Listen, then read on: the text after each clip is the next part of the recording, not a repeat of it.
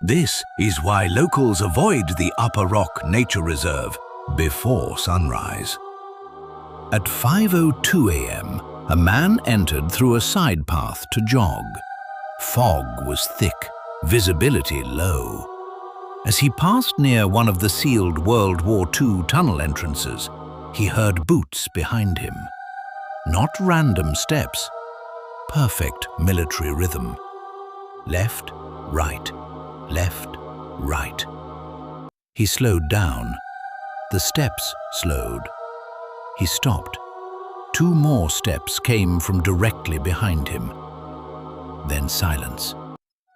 He turned. No one. But his phone recording app, which he had started to track his run, captured something.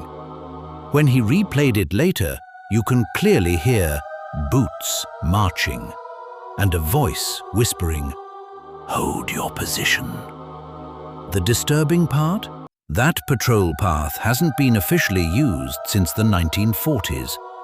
But if you go there before sunrise and you hear marching behind you, don't turn around, because some patrols never stood down. Please like, comment, and take care.